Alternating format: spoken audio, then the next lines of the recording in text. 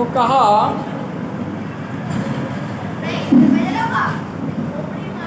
ऐसे प्रयाग की पूर्ण भूमि में मुनियों ने बहुत बड़ा यज्ञ किया और उस यज्ञ में व्यास जी के शिष्य सूत जी पधारे और सभी मुनियों ने उनका स्वागत किया, सम्मान किया और कहा कि आप सर्वज्ञ विद्वान हैं। आज हम बड़े बड़भागी हैं जो व्यास के वेद व्यास के शिष्य सूत जी के दर्शन हो रहे हैं। तीनों लोकों में भूत वर्तमान और भविष्य जो भी है सब आपके हाथ में रखे हुए आमलक की तरह है।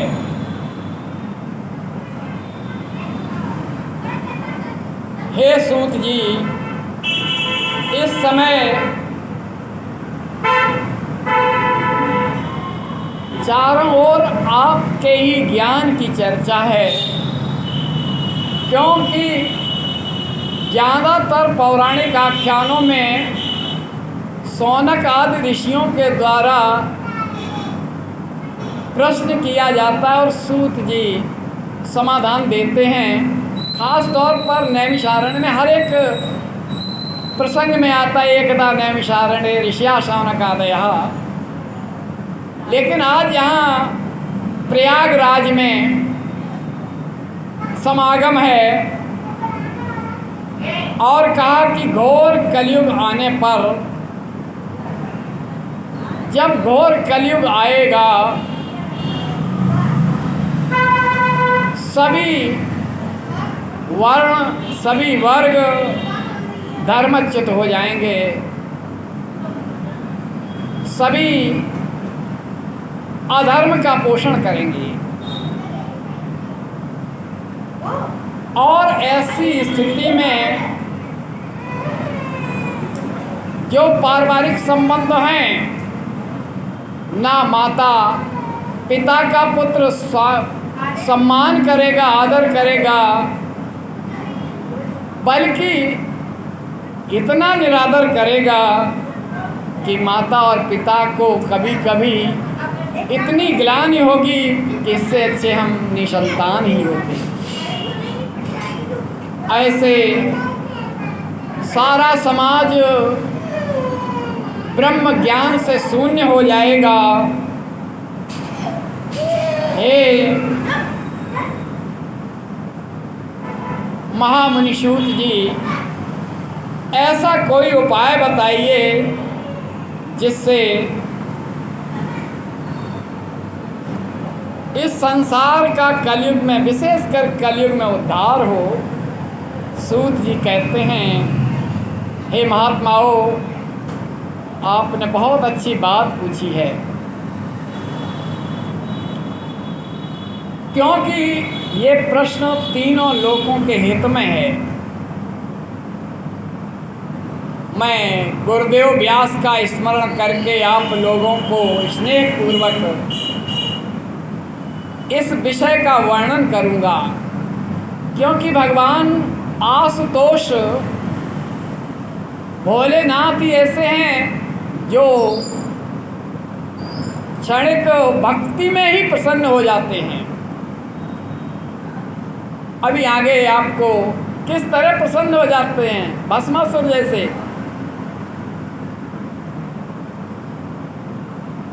तमाम ऐसे प्रसंग अभी आएंगे, घटनाएं आएंगी। दक्ष की भी कथा आएगी, सती का भी प्रसंग आएगा, बहुत कुछ है इसमें। अभी ये विश्व विद्येश्वर संहिता पर बात चल रही है।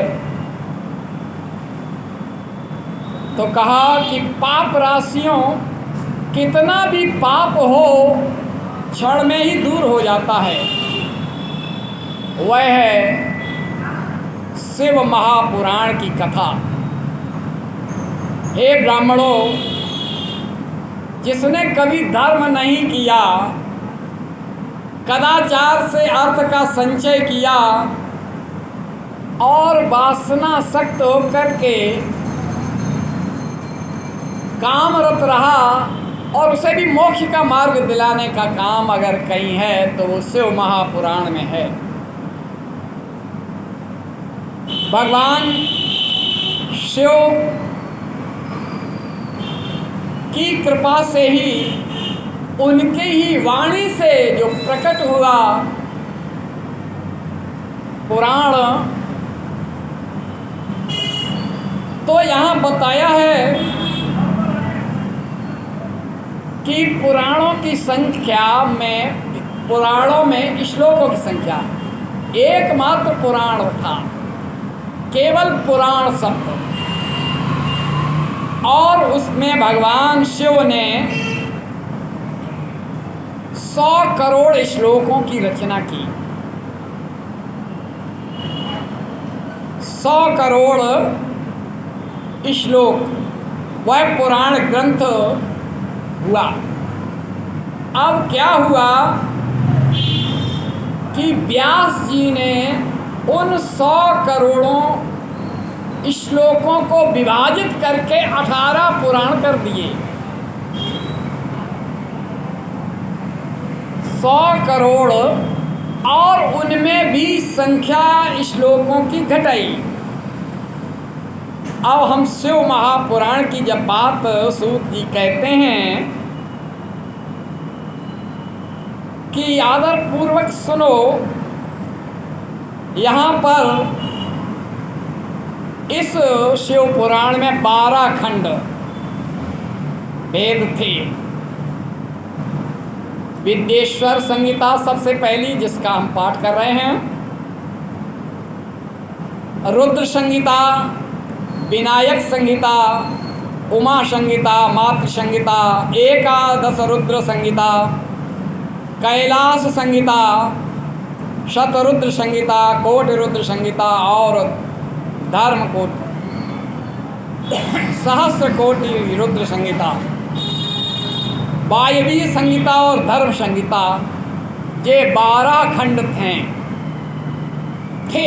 हैं नहीं थे। और विंध्येश्वर संहिता में 10,000 श्लोक, रुद्र संहिता और विनायक संहिता और उमा संहिता तथा मातृ संहिता, इन सब में 8-8 हजार श्लोक हैं। हे ब्राह्मणों, एकादश रुद्र संहिता में 13,000, कैलाश संहिता में 6,000, शतरुद्र संहिता में 3,000 और कोटि रुद्र संहिता में 9,000।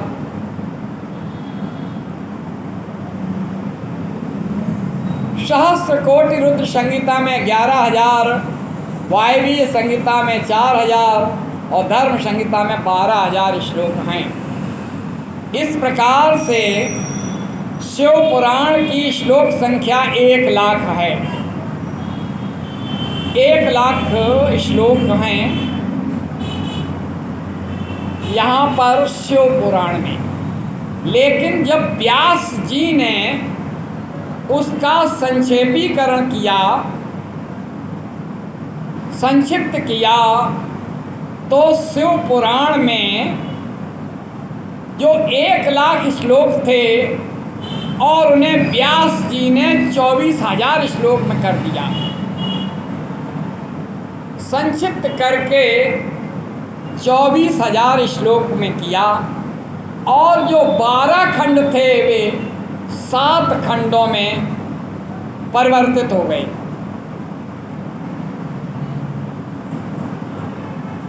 अब यहाँ पर जिस तरह से बताया, भगवान शिव ने 100 करोड़ श्लोक लिखे, 100 करोड़ श्लोकों का पुराण ग्रंथ तैयार किया था।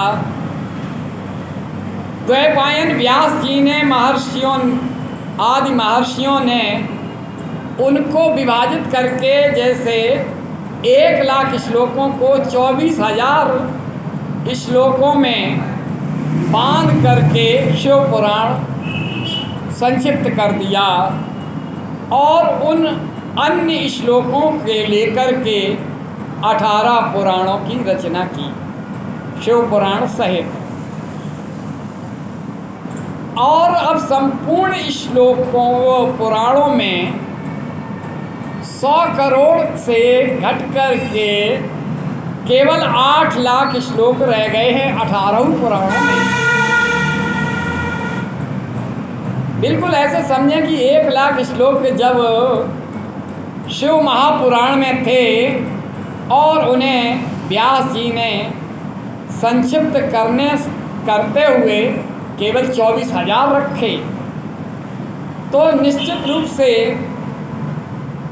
सूत जी कहते हैं कि पहली संहिता का नाम विश्वेश्वर संहिता है, क्योंकि 12 संहिताएं बताई, अब यहाँ 7 संहिताएं शिव महापुराण में हैं।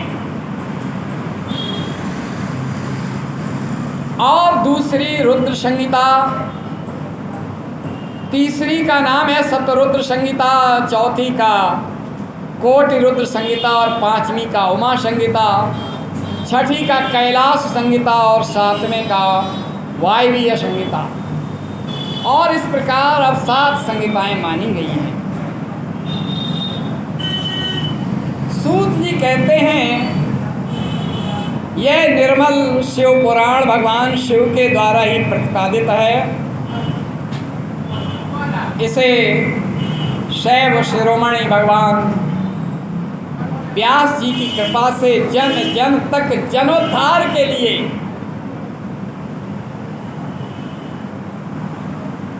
और खास तौर पर श्रावण मास में शिव पुराण के श्रवण से हर प्रकार के पाप नष्ट हो जाते हैं, जैसा कि महात्म्य में बताया। अब आगे सूत जी की ये वचन सुनकर के महर्षि बोले, अब हमें वेदांत सार सर्वस्वरूप अद्भुत शिव पुराण की कथा सुनाइए। अब यहाँ पर सूत जी स्वयं, यानी पूरा ये ग्रंथ सूत जी का ही वचन है। सूत जी ने सौनकादिक ऋषियों को जो सुनाया, बस वही यहाँ विश्वेश्वर संहिता की भूमिका में कहा गया। यह पुराण क्या है? सबसे पहले भक्ति, ज्ञान और वैराग्य का अद्भुत संगम है। ज्ञान, वैराग्य और भक्ति, और यही ज्ञान वैराग्य भक्ति ही धर्म का मूल है।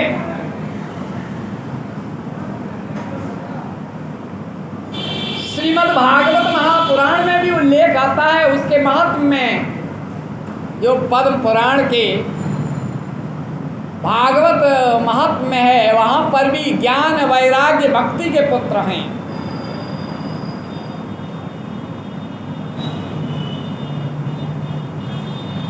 माँ और पुत्रों के आयु में एकदम उल्टा हो गया, ज्ञान और वैराग्य शिथिल हो गए और भक्ति ही प्रभावी है। ब्रज में जाएं, राधे राधे, भक्ति ही भक्ति है। गोपिकाओं की भक्ति थी और उद्धव का ज्ञान वहाँ शिथिल हो गया। यहाँ शिव पुराण में स्पष्ट किया, यहाँ भक्ति भी है, ज्ञान भी है और वैराग्य भी है। भगवान स्वयं विरागी हैं, योगी हैं, ज्ञानगम्य हैं, और भक्ति मार्ग से ही हम ज्ञान और वैराग्य के रूप में अपना उद्धार कर सकते हैं, जनोद्धार कर सकते हैं। वो कहते हैं कि शिव पुराण जो है वह ब्रह्मसूत्र है। ब्रह्म सूत्र का सार है और वेदांत यानी उपनिषदों का भी यहाँ समागम है। ये ज्ञान है। अगर वेदांत की बात की जाए तो वेदांत का सार ही ज्ञान है और वेदांत का सार वैराग्य है और उसका समागम भक्ति मार्ग से। अब वहाँ पर सूत जी कहते हैं वेदांत वेद्य सदवस्तु का विशेष रूप से वर्णन है। इस वर्तमान कल्प में जब सृष्टि का आरंभ हुआ उन दिनों 6 कुलों के महर्षि परस्पर वाद विवाद करने लगे।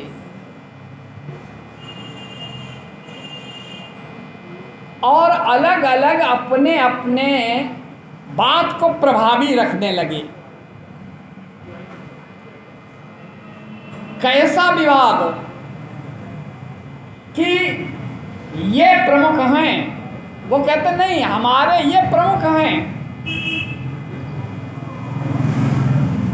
पारस्परिक विवाद हुआ। इस बात को लेकर के हुआ कि यहाँ इनकी श्रेष्ठता है, ये उनसे ज़्यादा महत्वपूर्ण है। तब से सब के सब अपनी शंका के समाधान के लिए कि कौन से विचार को उचित माना जाए, हम कह रहे हैं कि अमुक व्यक्ति, जैसे राजनीति में होते ना कि ये नेताजी जी ये हमारी ये पार्टी के ये सही है, ये सही है, उसी तरह से 6 कुल में जो भी विद्वान थे वे अपने अपने साधना और मत के अनुसार श्रेष्ठता सिद्ध कर रहे थे। और उन 6 में जैसे शैव वैष्णव और शाक्त की बात आती है ना, तो ये ही सीधे सीधे। तो अब समाधान के लिए सभी विद्वान ब्रह्मलोक में गए, ब्रह्मा जी के पास चले। अविनाशी ब्रह्मा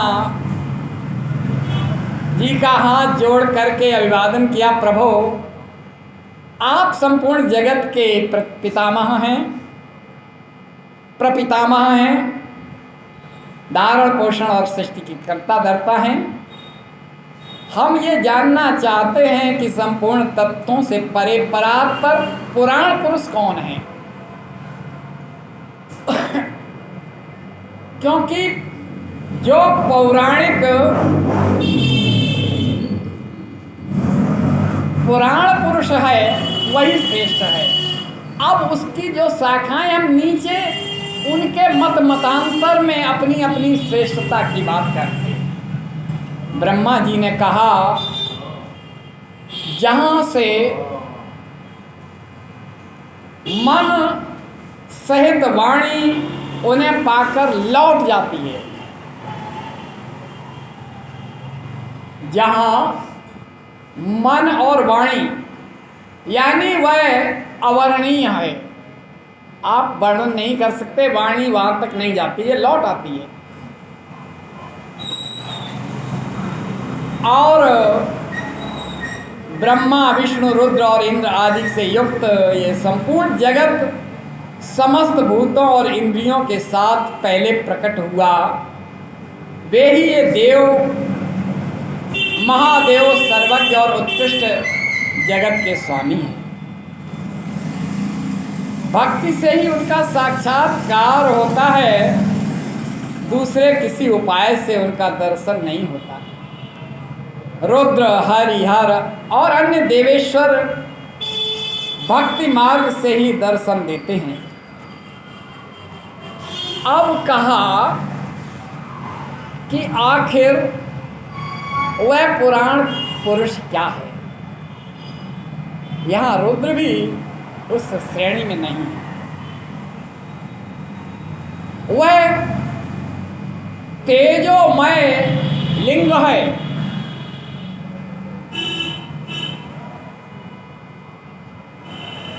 क्या होता है सूत जी बताते हैं।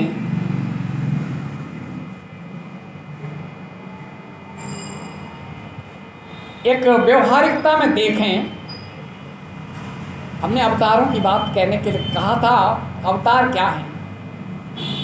वह परमपिता परमात्मा कैसा है जिसके बारे में नेति नेति कहा, वेदों ने कहा नहीं ऐसा नहीं ऐसा नहीं, जब कहा इतना बड़ा नहीं, इतना सा नहीं। वो क्या है, कैसा है, समझ में नहीं आया। उद्दालक ने नचिकेता से पूछा, बता बेटा तुम पढ़ के आए हो, वह कैसा है, क्या है? नहीं सही से उत्तर दे पाए। तो कहा अच्छा ऐसा करो, एक बरगद का फल लेके आओ। बरगद के फल लेके आए और कहा इसे तोड़ो। इसे तोड़ा और जब तोड़ा, क्या है इसमें? बीज है। बीज को तोड़ो और जब उसे तोड़ा तो कहा कि क्या है? कि कुछ नहीं, कि जहां कुछ नहीं है वही सब कुछ है। जहां कुछ नहीं है वही तो सब कुछ है। वहां एक विशाल वट वृक्ष समाहित है जो दिखाई नहीं दे रहा, कुछ नहीं है। उसे उर्वरा मिट्टी मिलेगी, पर्याप्त ऊष्मा मिलेगी, पानी मिलेगा, हवा मिलेगी तो अंकुरित होगा। और जब अंकुरित होगा तो बढ़ करके वो विशाल बन जाएगा। जहाँ कुछ नहीं है वही सब कुछ है। अच्छा ऐसा करो, एक कटोरे में जल लेके आओ। बालक जल लेकर के आया और नमक का कंकड़ देखो ये है, इसमें डाल दिया। ये क्या है? ये साकार रूप है किसका? नमक के कंकड़ का एक आकार है। डाल दिया, सुबह बात करेंगे, ले आओ कटोरा। ये लो, इसमें से नमक किसी ने निकाल लिया। क्या निकाल लिया? बोले आचमन तो करो। आचमन किया तो कहा कि ये तो नमकीन जल है, यानी वो समाहित हो चुका है। जो साकार रूप में है वह सारे वातावरण में व्याप्त है, समाहित है। आचमन रूपी अनुभव से पता चलता है। कोई घटना दुर्घटना हो जाती है और किसी तरह से अपने जीव की रक्षा, अपने जीवन की रक्षा हो जाती है तो प्रभु ने हमें बचा लिया, मेरी रक्षा उन्होंने की। यानी हमने अनुभव किया कि इतना बड़ा होने पर भी हम अगर सुरक्षित हैं तो उनकी कृपा है, उन्होंने बचाया। तो हमारे सारे वातावरण में वह समाहित है। और वह क्या है? वह भोलेनाथ क्या हैं? चंद्रशेखर हैं। डमरू है, त्रिशूल है, एक आकृति है।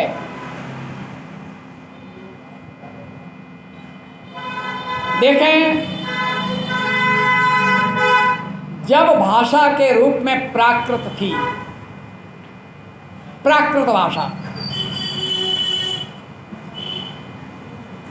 तो महर्षि पाणिनि ने सोचा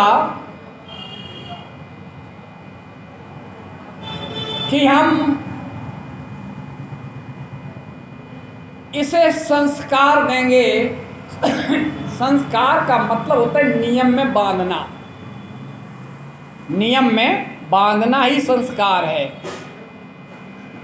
विवाह संस्कार होता है, नियम में बंध जाते हैं, एक पत्नी व्रत का पालन करना पड़ता है। यज्ञोपवीत होता है तो शंका समाधान के लिए जाते हैं तो उसे कान पे चढ़ाते हैं, हाथ धोते हैं, तब उससे छूते हैं। यानी बहुत कुछ संस्कार का मतलब है कि हम अपने नियम में बांधें। और नियम का निर्धारण कैसे किया जाए, भाषा के नियम, नियम का तात्पर्य है व्याकरण, ग्रामर, क्योंकि वह व्याकरण में ही व्याकरण रूपी संस्कार जब दिए जाते हैं तब भाषा सुगठित संगठित होती है।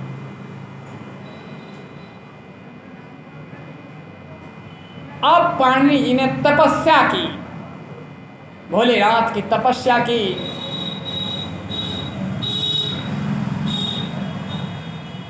लंबी तपस्या की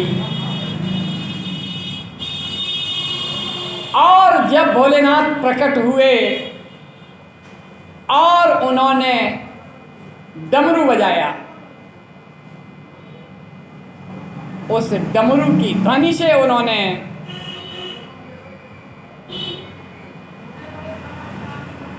जो सुना, अब हम अपनी दृष्टि से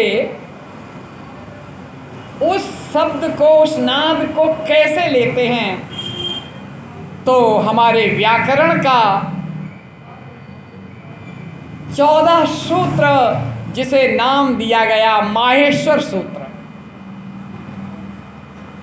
क्योंकि महेश भगवान भोलेनाथ की कृपा से ये सूत्र प्रकट हुए डमरू की ध्वनि में है। अयोण ऋक ए ओंग अयो छाय वरट लण यम गण नम झवय घट दस जब गढ़ दस खप चढ़त चटताओ कपय सस्तर हल। ये 14 सूत्र,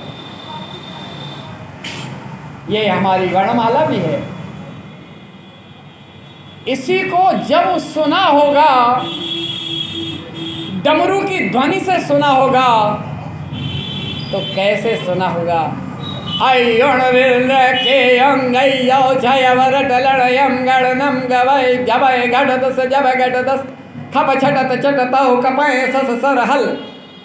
ये डमरू की ध्वनि से, यही से हमारे महर्षि पाणिनि ने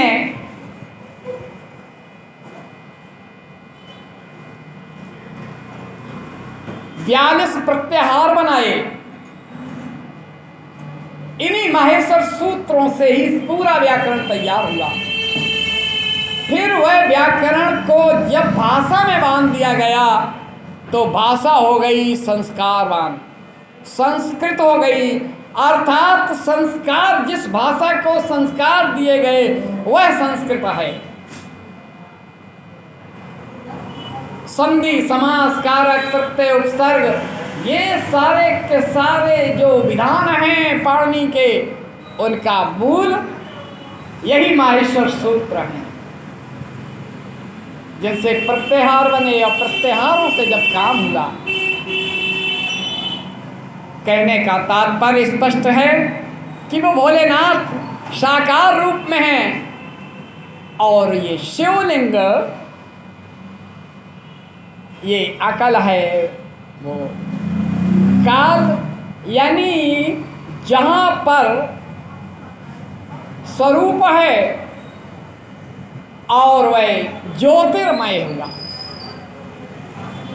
अभी यहाँ पर बताया जाएगा कि किस तरह से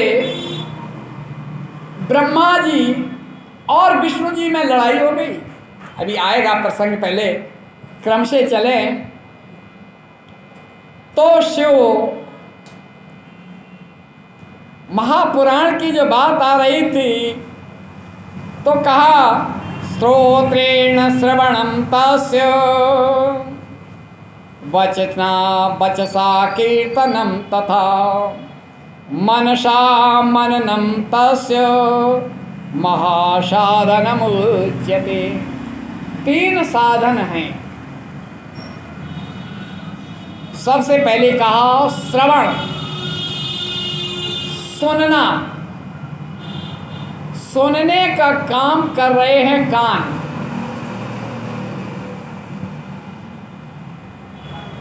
फिर कहा वचसः, जो सुना उसे वाणी से अपनी शैली में कहा, कीर्तन किया, गाया। और अब सुनना और गाना दोनों के बीच में जो महत्वपूर्ण है वह है मनन। उसका काम है मन का, मन करता है। मनन कौन करता है? मन। तो हमारी दो इंद्रियों का प्रयोग हुआ, मुंह का हुआ और कान का हुआ, और फिर आकर के निर्गुण तत्व मन पर आकर के वो जब मनन होगा तो तीनों जब साधन होंगे तब शिव की कृपा होगी। केवल सुनने भर से नहीं, मनन करें कि जो कहा जा रहा है उसे हम कैसे आत्मसात करते हैं। सूत जी कहते हैं, हे मुनीश्वरों, इस साधन का महात्म बताने के प्रसंग में आपको एक प्राचीन वृत्तांत का वर्णन कर रहा हूं।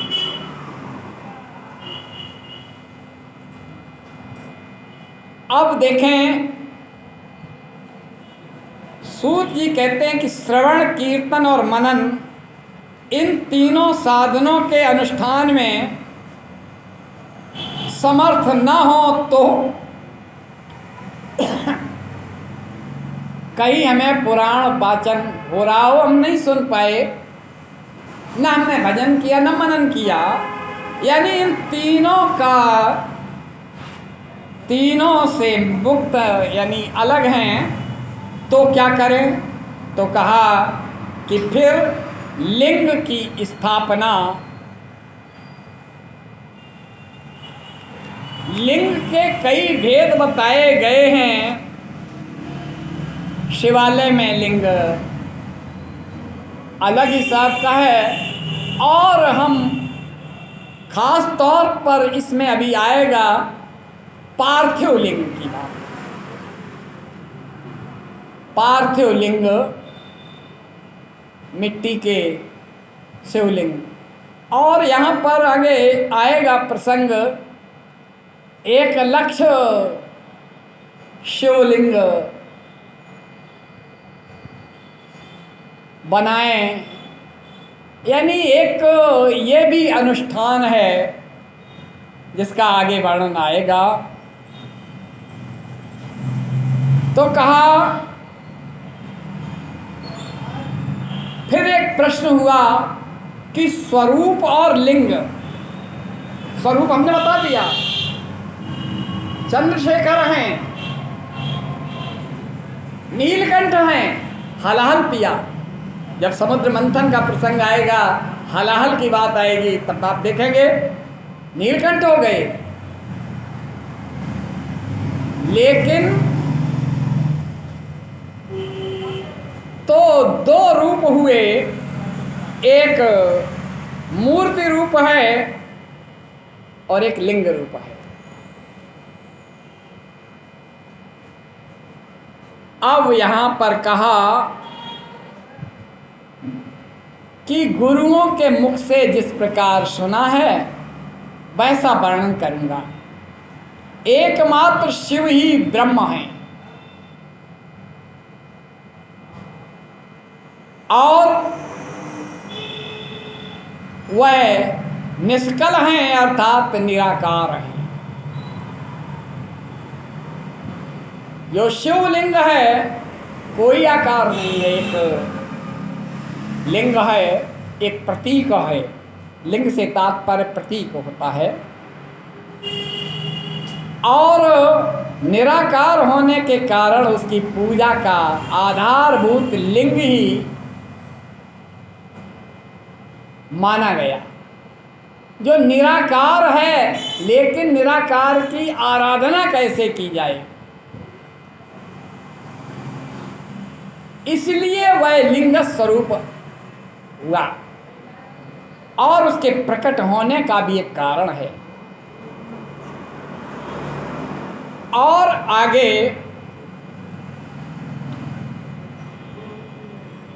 रूप में बताया कि महेश्वर का स्वरूप भगवान विष्णु क्षीर सागर में शयन की मुद्रा में, लक्ष्मी जी पैर दबा रही थीं। प्रभु, आप सृष्टि के कर्ता धर्ता हैं और आप सो लेते हैं, फिर ये सिस्टम कैसे चलता? तो उन्होंने कहा कि ये प्रतीत होता मैं शयन कर रहा हूँ, ये जो व्यवस्था चलती है वो जिस माहेश्वर तेज के द्वारा चलती है, मैं उसका चिंतन करता हूँ अंतर्मुखी होकर के। अंतर्मुखी होकर के उस माहेश्वर तेज का चिंतन करता हूँ। यानी आपसे भी बड़ा कोई है? लक्ष्मी जी ने प्रश्न किया। हाँ, जिस तेज का मतलब है लेजर है, उसकी तेजस्विता, और उसी को तेज को ज्योति कहते हैं। अभी यहाँ बताया जाएगा कि किस तरह से ज्योतिर्लिंग प्रकट हुआ।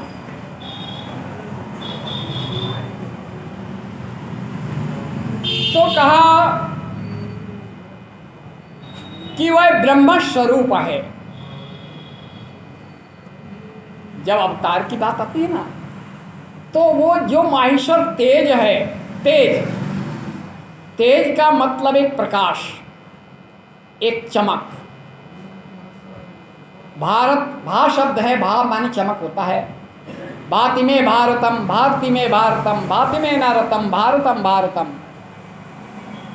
चमक, तेजस्विता। अब उस तेजस्वितापूर्ण, क्योंकि हमारे जिन 12 ज्योतिर्लिंगों की बात होगी, वही तो ज्योति ही तो तेज है।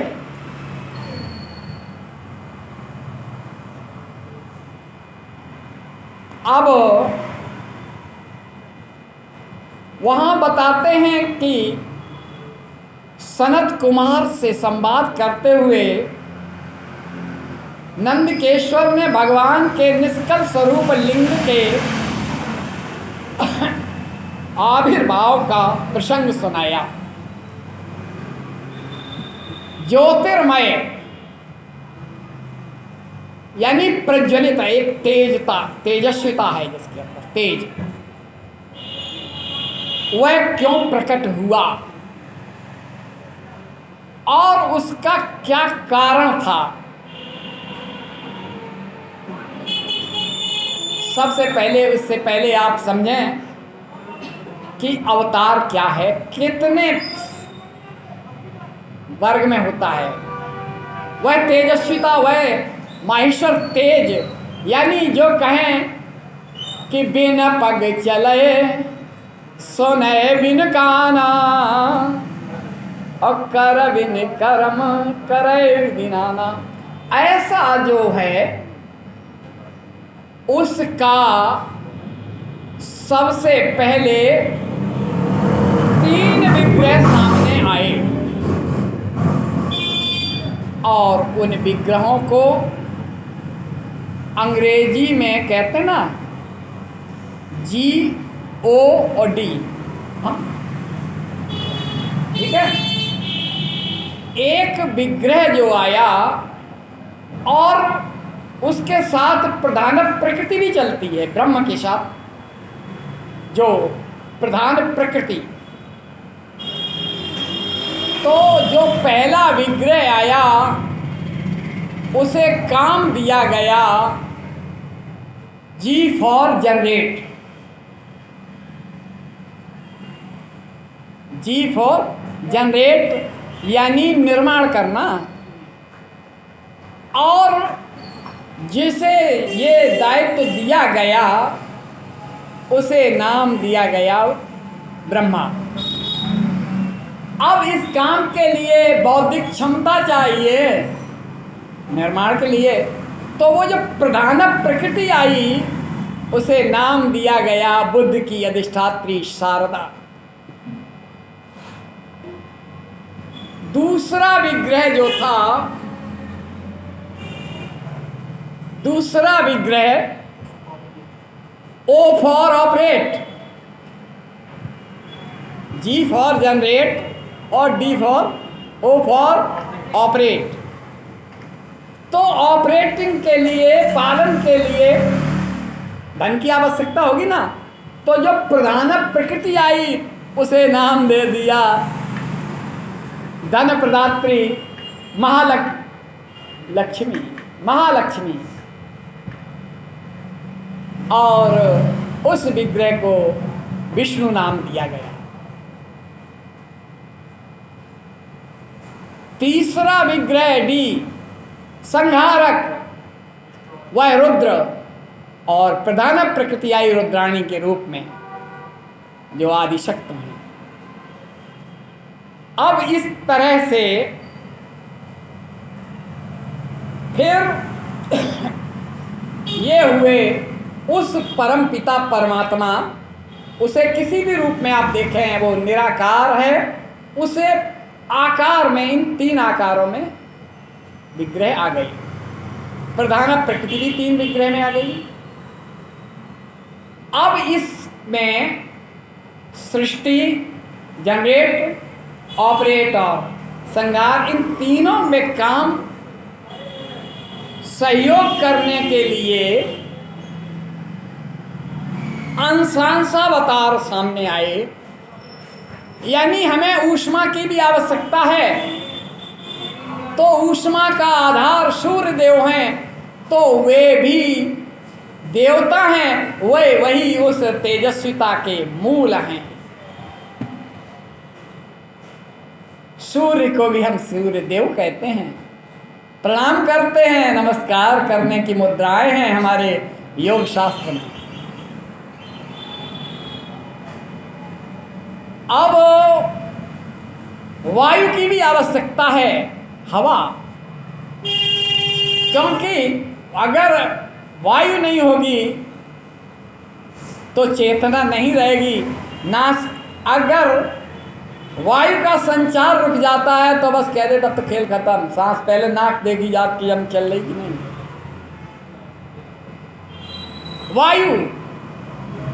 वायु के लिए पवन देव वे भी हमारे अंशांश हैं उस परमपिता परमात्मा।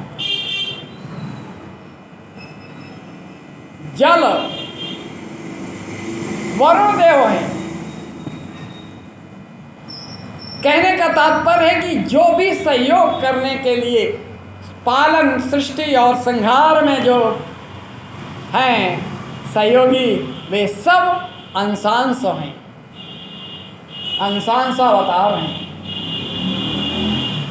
जब कदाचार के खिलाफ आवेश आता है तो वे आवेशावतार के रूप में भार्गव राम आए। देखिए, तीन राम हैं हमारे यहाँ, तीन राम। एक भार्गव राम की हम बात कर रहे हैं, जिनके हथियार अलग है। अजनि दर्भ पालास कमंडल, एक और तप के साधन, एक और है टगे तीर तुरीण, तीर बरछे भीषण। लटक रहा तृणकुटी द्वार पर एक परशु आभाशाली, लोह दंड पर जड़ पड़ा हो मानो अर्ध अंशमाली। श्रद्धा बढ़ती अजनि दर्भ पर, परशु देख मन डरता है। ये भार्गव राम हैं, उनका नाम भी राम है, लेकिन हथियार का प्रयोग जब हुआ तो उनके हथियार से पहचान बनाई, परशुराम हो गए। दूसरे राम राघव राम हैं, रघुवंशी राम हैं, जो धनुष और बाण है सिर। तीसरे यादव राम हैं, यदुवंशी राम हैं। वे, उनका हथियार बड़ा विचित्र है, हल है और मूसल है, तीनों के अस्त्र शस्त्र अलग है। हम बात कर रहे थे आवेश की, आवेश अवतार। वे आवेश अवतार चिरजीवियों में हैं। फिर आए कलावतार, एकदम प्रकट होते हैं और अपना काम करके गायब हो जाते हैं। जैसे मत्स्य मछली के रूप में आए, बारह के रूप में आए, सूकर के रूप में आए और रसातल से ब्रह्मांड को निकाला और स्थापित कर दिया, चले गए। जन्म नहीं लिया।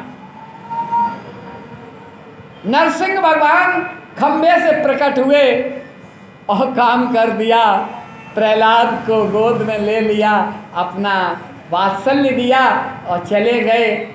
ये क्या है? ये कलावतार। पूर्णावतार निश्चित रूप से